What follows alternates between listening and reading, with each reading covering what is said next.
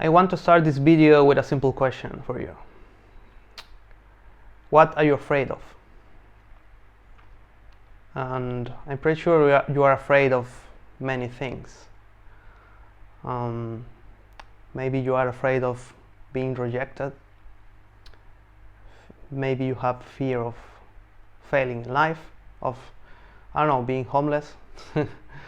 I could make a huge list of fears. But in this episode, I want to focus on one specific fear, the fear of failure. Because if you are like me, I'm pretty sure you are afraid of failing at anything. Maybe at your career, in your family, with your spouse, with your kids. Maybe you are afraid of failing to be a good citizen, a good student, to disappoint your parents. And again, I could go on and on. But in this video, I want to make the point that this is pretty problematic. Because without fear, you cannot improve. And that's the title of this video. Improvement is equal to fear. So I will explain why this is the case. But first I want to start with the following question. Have you thought how this came to be? I mean, we are not born in fear. I mean, you can see little kids out there, they don't give a damn if they fall when they are trying to walk or when they are speaking. They make a bunch of mistakes, like me now. I know that I still make a bunch of mistakes in English, but I don't care. I hope that you can understand the message here. So, kids don't give a fuck about making mistakes. I think this is pretty clear. And at some point in our lives, we start making a whole of a problem, what others will think of us, and so on.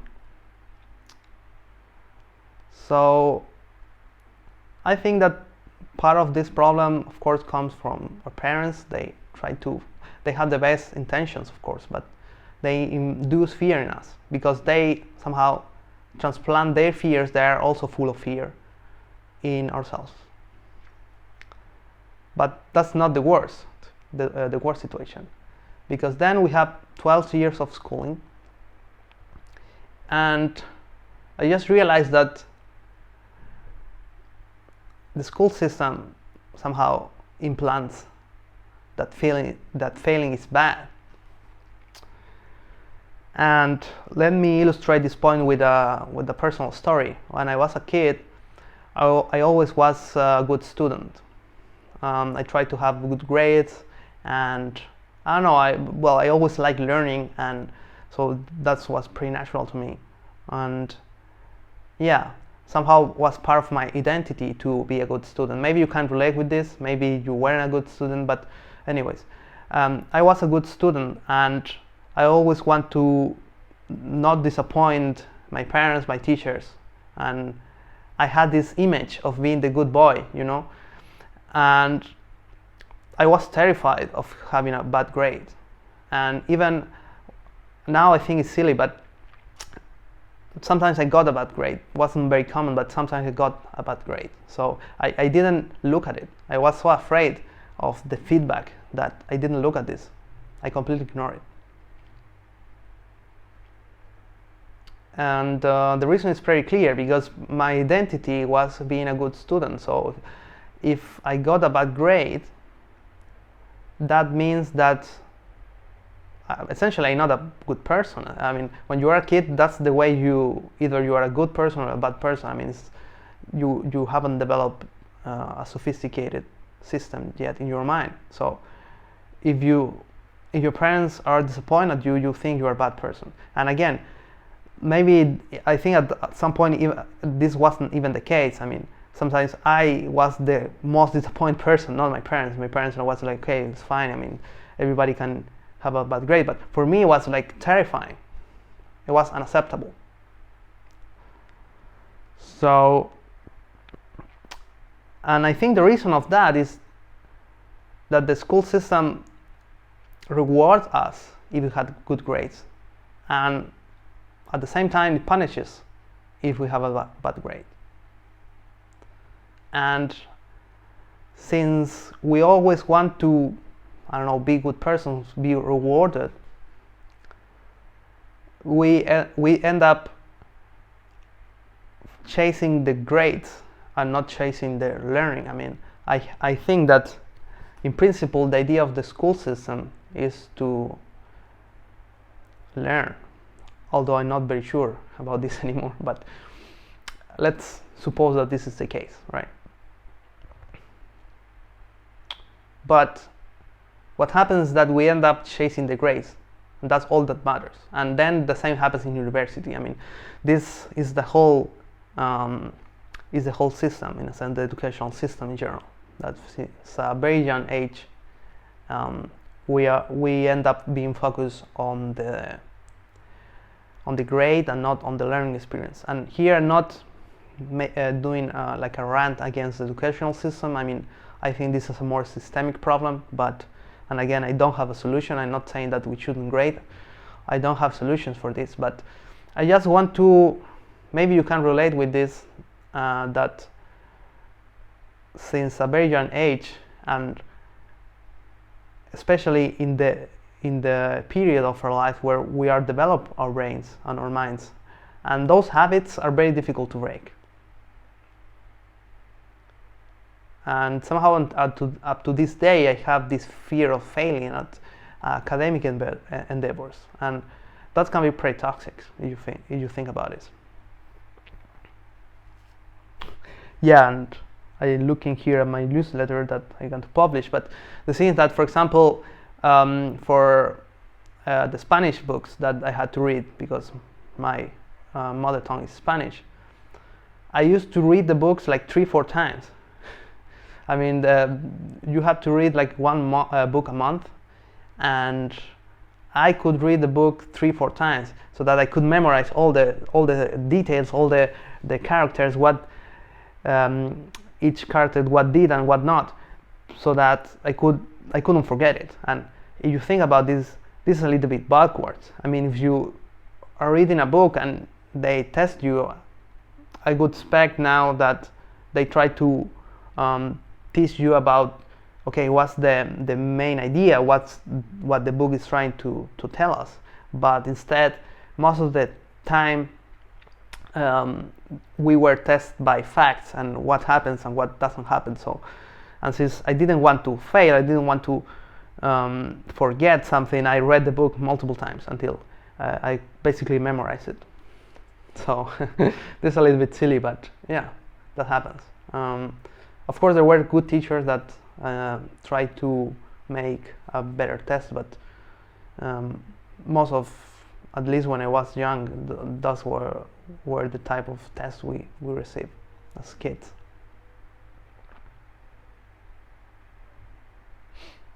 So, as a consequence of this, our society punishes us if we fail, and we always are chasing to be better in general.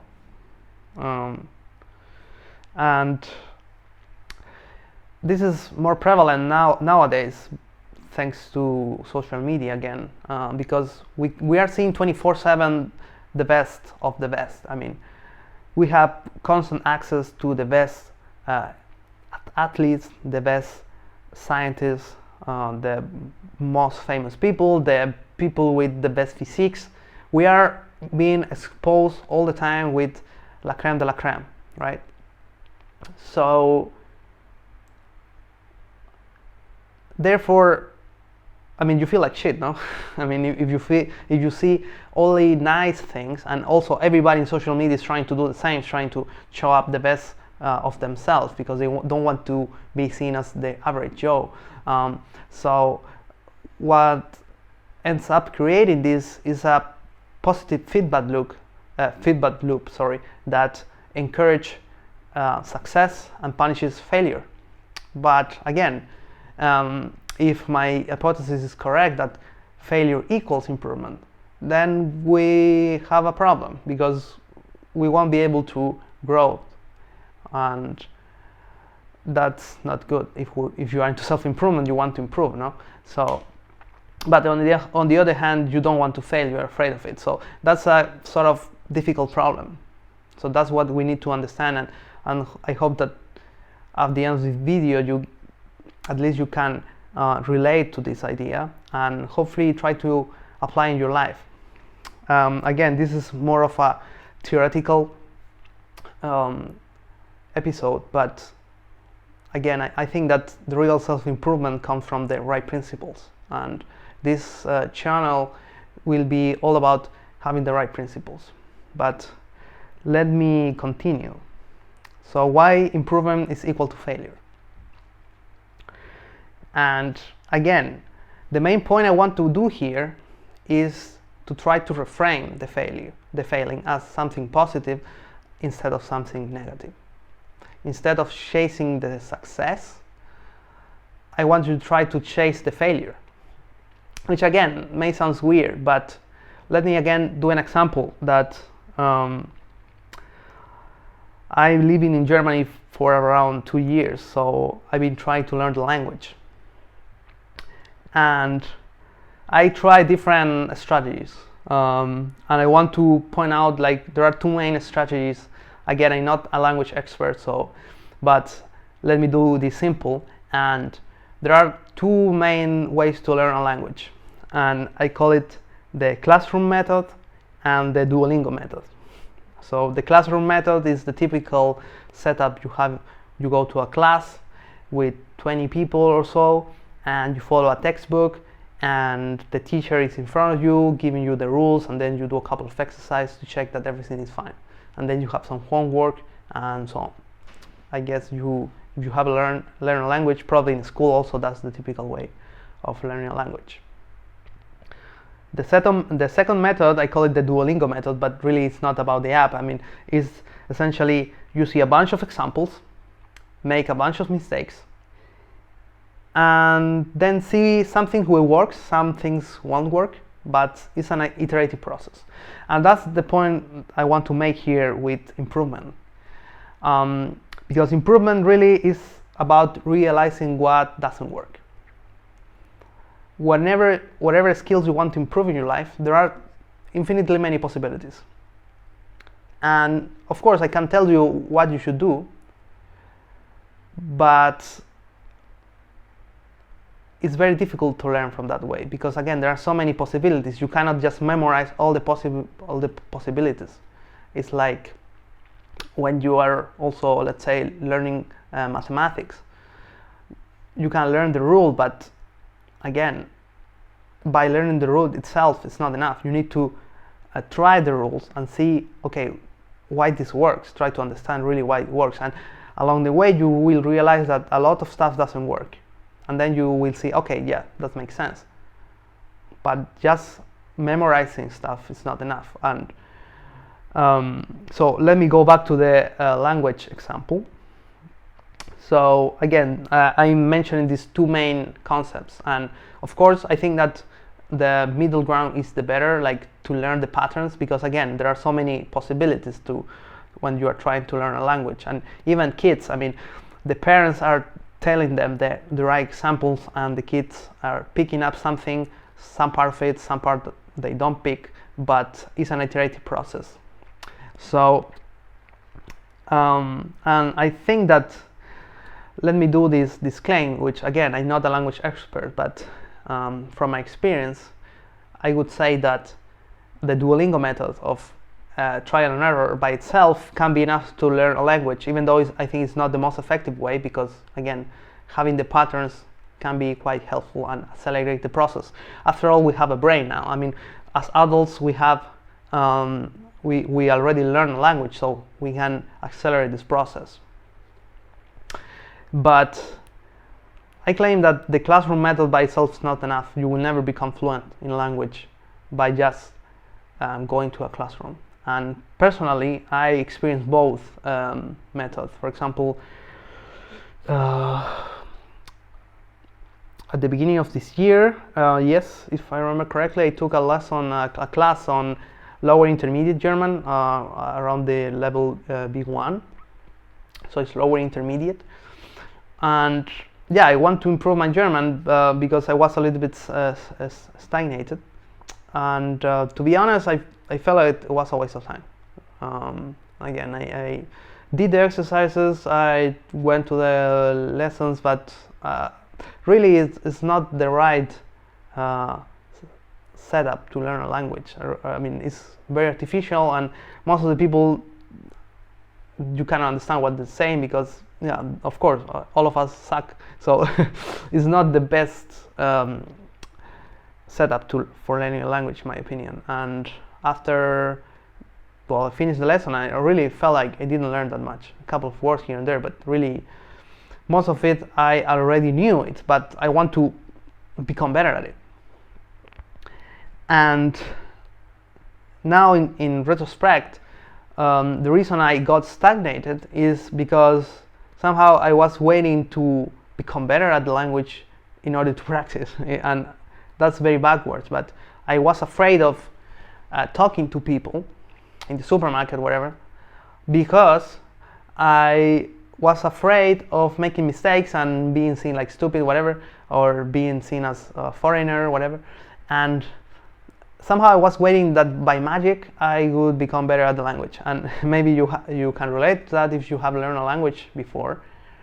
And that's very stupid, no? I mean, now I've been practicing quite often German, speaking German, because I mean I read every day also in German, but the speaking was my weak point because, again, I was afraid. The speaking is a more social activity, and I'm not the most social person in the world, but I started talking more, and you realize, I mean, you make mistakes, of course. I mean, I still, even in English, after I consider myself pretty fluent and I can read and write, but I still make a bunch of mistakes when I'm speaking. But every time I speak, I can notice the mistakes I do, or especially when I'm writing. That's why I like to write, also to conceptualize the ideas better. And it will get better over time. And the same with German. Now I practice a lot. I also using Duolingo here and there, and I know the grammar, but sometimes you need to drill the grammar and see situations that, oh, this situation I never seen this before, and I don't know what to do. Okay, let's try this. Doesn't work. Okay, let's try something else. This may work. So learning and improvement is an iterative process. And again, I think that the ideal is to combine both the practice, but also having the right mindset, the right techniques. But then you need to practice a lot and make a bunch of mistakes, which is part of the process. And I really want to make you embrace the failing and stop reframing it as something negative, because otherwise you won't be able to grow. And that's the claim. Of course, some situations not failing is desirable. And a typical example would be driving, no? I mean, you shouldn't be driving without knowing. I mean, personally, I don't know how to drive, so I wouldn't go pick a car and start driving because I may kill someone. So, of course, that in those situations, I mean, you want to be an expert and you don't want to fail. So that's why you need to practice and get a license to become a proficient driver. So, but if you want to improve, you need to fail. And that's the main point of this video. So I want you to embrace the fear, the failure. But of course you don't want to because you are afraid of it. So let me talk a little bit about this, because if you are like me, you are afraid of failing. And our minds, I find this one of the most beautiful systems that we are aware of. But our minds can also be our worst enemies. And especially when facing failure. Because I'm pretty sure you let's say you want to try something, but you start feeling fear, and your mind start creating all these stories, all the possible negative outcomes, and you end up doing nothing because you start feeling the pain, the physical pain, and I mean it gets literal physical pain. You start feeling, you get paralyzed, and you don't do anything after all. So I know it's not nice. I've been there, and for example, let me give you an example for you guys in the audience. The fear of rejection, which again can be reframed as the fear of failing to talk to a girl, let's say. And I think this is one of the greatest fears, and I'm pretty sure if I give you a formula, I would become a millionaire, because really all of guys are 99% of guys are afraid of talking to a girl they like, because they start imagining all the negative scenarios, and that's pretty toxic because you end up doing nothing.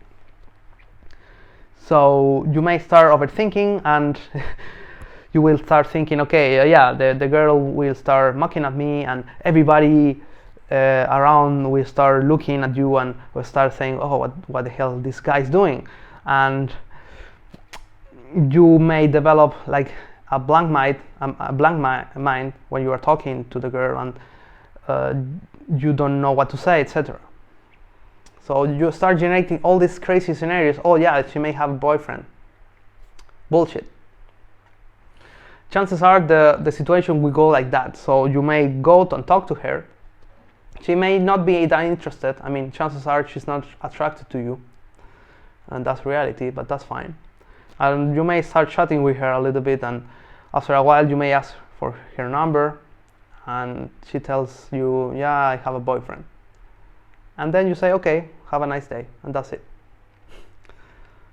So that's the most likely scenario, but you always will imagine the worst scenario, where everybody starts looking at you and make fun of you, and you paralyze and you panic. And that's pretty bad if you think about this. And well, I think there is a deeper problem there, which is we are addicted to overthinking. Probably you are thinking a bunch of stuff right now. Maybe you think I'm full of shit or whatever, but you always are overthinking. You cannot quiet your mind, and that's, I think, one of the main reasons of our fears, because we cannot shut what's inside here, our minds. And this generates a negative feedback loop because you start overthinking, and then you start imagining all these weird scenarios, which leads to more overthinking. Then you say, oh shit, I should have talked to her, and then you regret, and you generate this very toxic feedback loop, and you literally get trapped. You cannot escape from that, and that's pretty bad, I think. And somehow our society, since everybody is feeling the same, it looks like it's something normal, but trust me, it's not normal. You shouldn't be afraid of situations that haven't happened, but somehow we know that depression is an illness or a disease. I don't know, schizophrenia, but overthinking and being in constant fear, I think it's also a mental illness. But since everybody feels the same, it's considered as normal. So you may be asking, but what if I really fail? Let me give you an example. So let's say you want to start a business, and suppose that for failure means that after a couple of years, let's say 3, 4, 5 years, you cannot support yourself. You cannot make enough money, and you are forced to go back and find a job.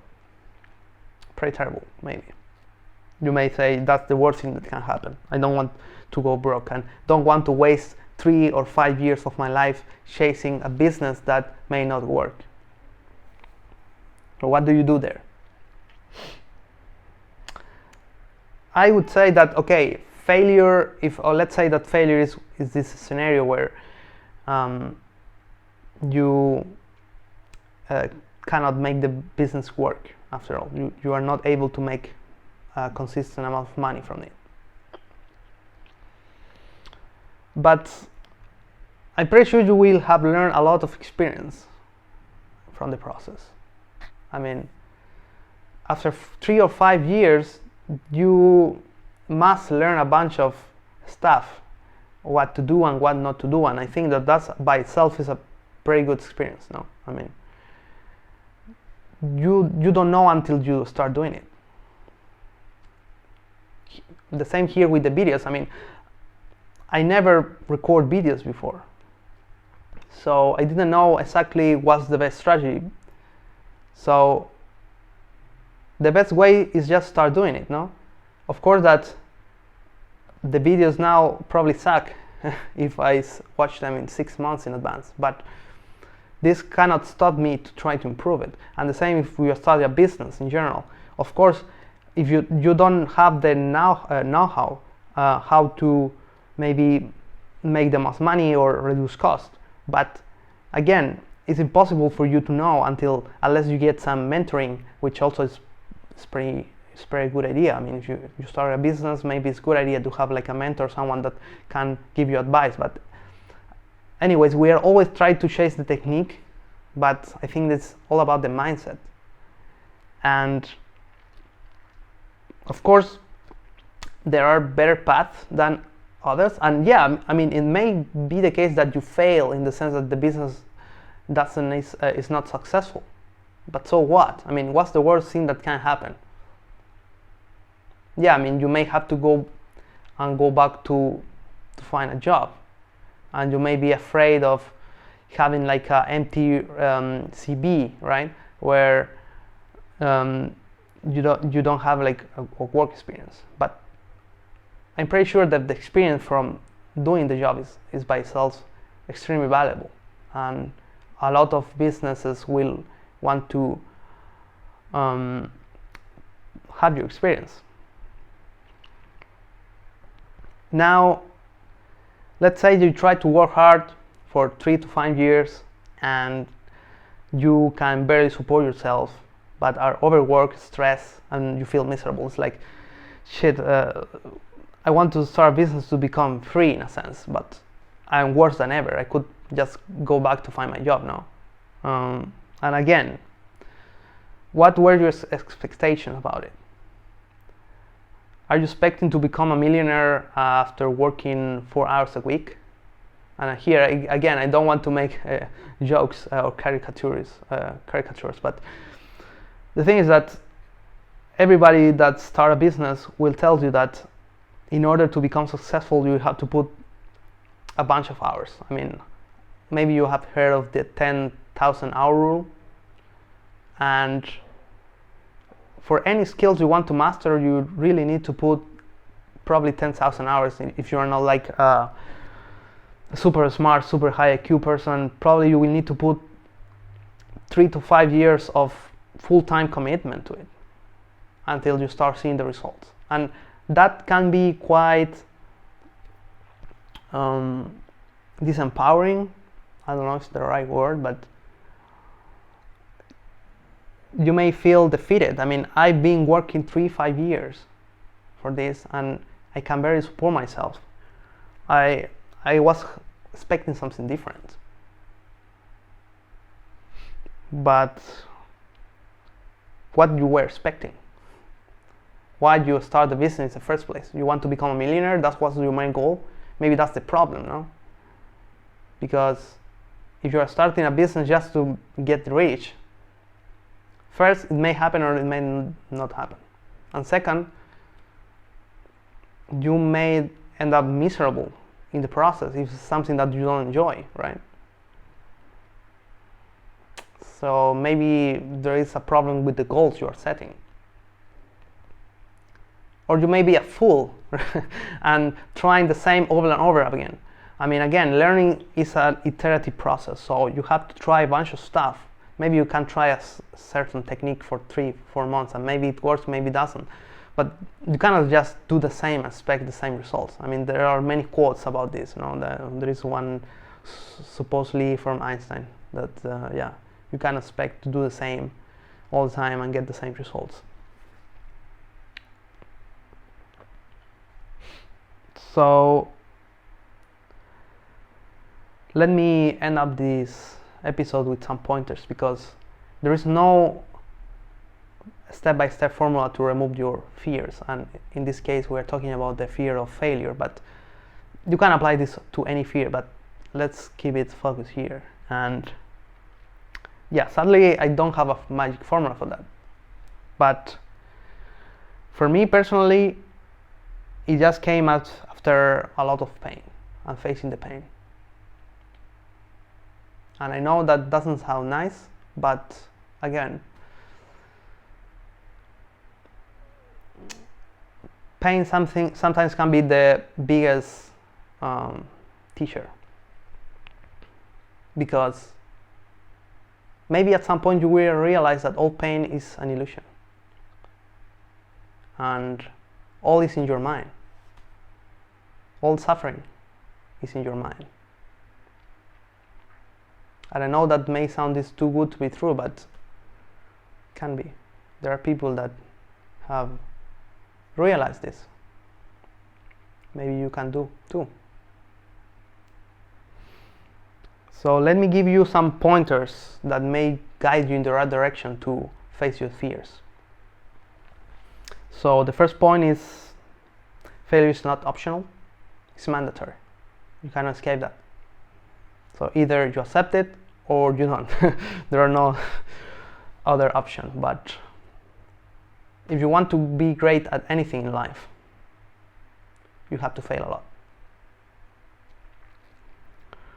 Again, having the right incentives can make a difference.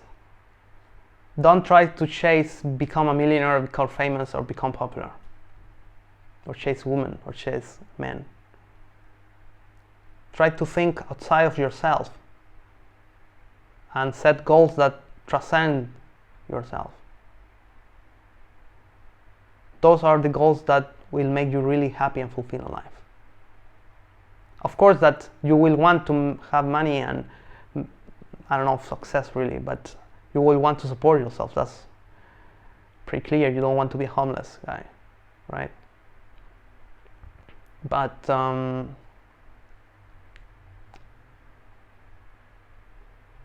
pretty sure if you become great, amazing, something that you really enjoy, you won't be invisible.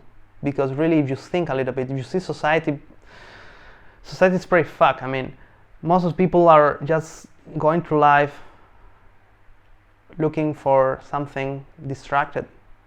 Probably you're also distracted.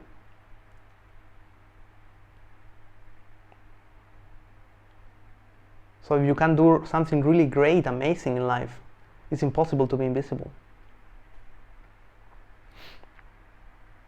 So this channel is about principles. So I think that if you can internalize this principle, that failure is equal to improvement and therefore is something desired,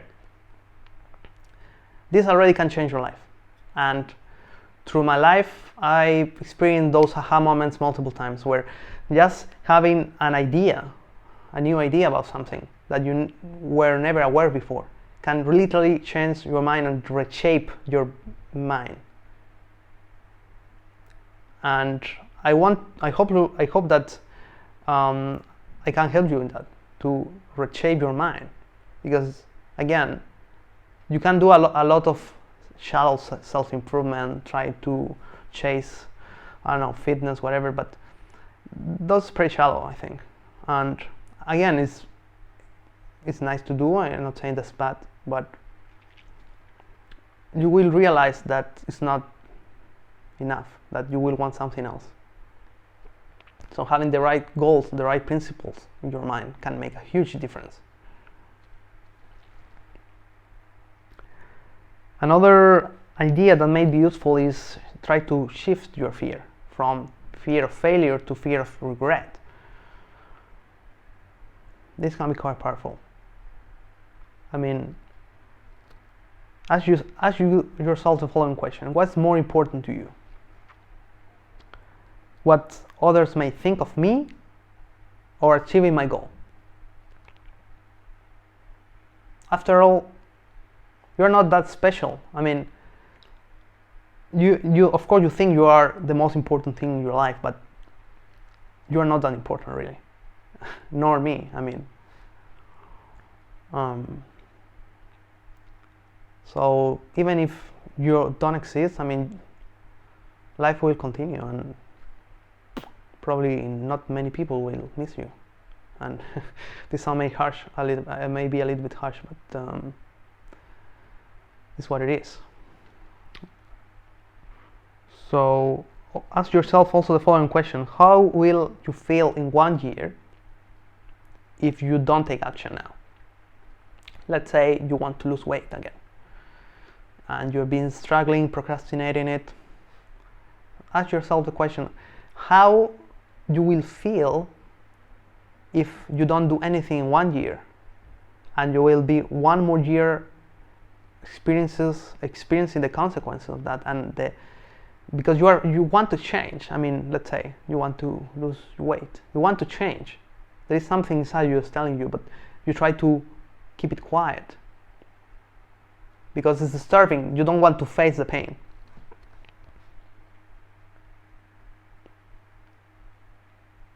So ask yourself this question: how will I feel in 1 year or in 2 years if I don't take action now? Maybe you are too young now, and 1-2 years doesn't matter, but you may go a little bit further, and you're going to die. This is pretty obvious, no? I mean, your physical body will die at some point. Maybe in 30, 40, 50 years, but at some point it will be over for you, and for me, for everybody. So imagine yourself on your deathbed, and I think that for most of people, if they're conscious at this point in time, I think it has to be pretty scary, you know? I mean, all the regrets you had in life. I want to be in my deathbed feeling like, shit, I did everything I want. I tried, maybe I failed a bunch of times, but at least I tried. And I remind myself every day that I'm going to die soon. That's pretty liberating. I know that this may sound depressing, but for me it's liberating. It's like, okay, I'm gonna die, so instead of wasting my time playing video games or overthinking, I want to do whatever I want. And yeah, maybe I will fail, but so what? At least I try. And here, again, regarding failure, incremental process is key. In the fitness community, there is this concept of progressive overload, which is pretty powerful. That in order to grow muscle, you have to increase over time, but slowly over time, the volume of the weight you are lifting, the reps, the sets. And here is the same. Whatever you want to do in life, you have to start slowly over time. You cannot just jump and start all in, because you will burn out pretty quickly. So take one step at a time. I mean, I know that life is short, but also there is no rush in a sense, which may sound pretty paradoxical, but any action you are taking now is better than not doing anything.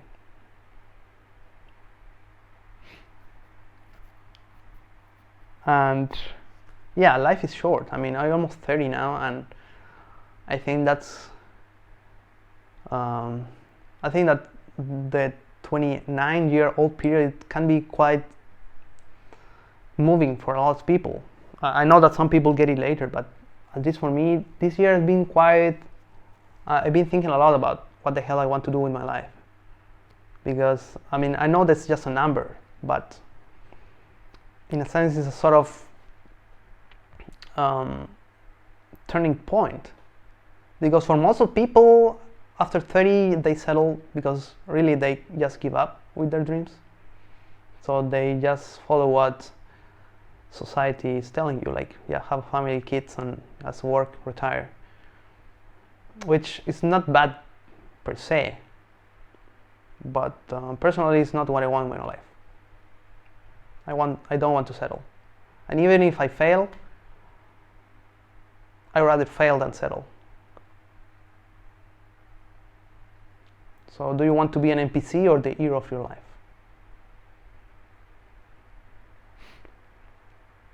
And there is no right and wrong here. Again, I usually talking what's best, what's wrong, but really, literally there is no right and wrong here. You can do whatever the hell you want and it will be fine. And even non-action is also an action. Not doing anything is also a choice, you see?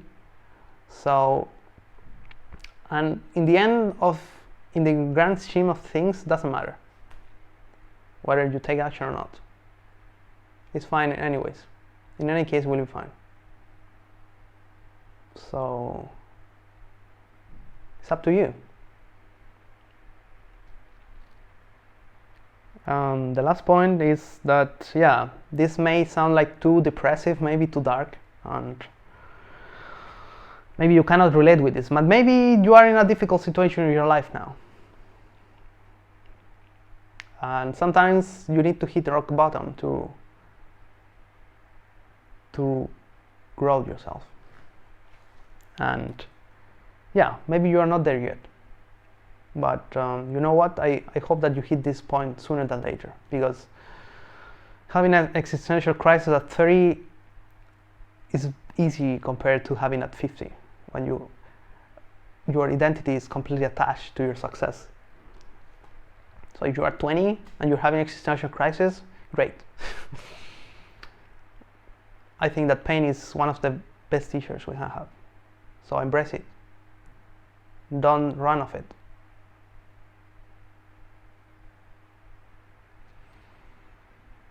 So that's the end of this episode. I know that's a little bit dark, but it can be quite liberating also, because you really are free of doing whatever you want.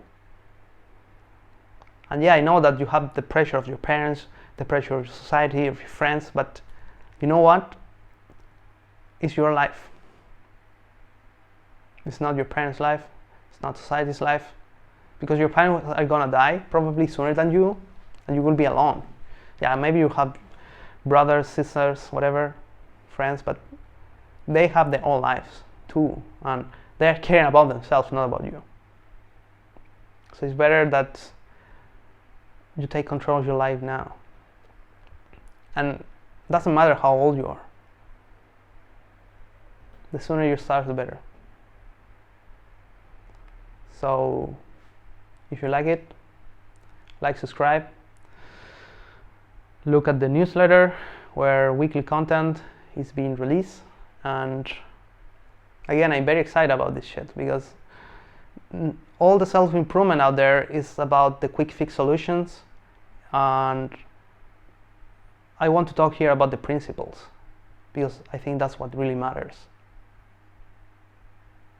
And I want to convince you that if you can apply the right principles in your life, you literally can reshape your mind and change your whole life. And become a completely different human being. And it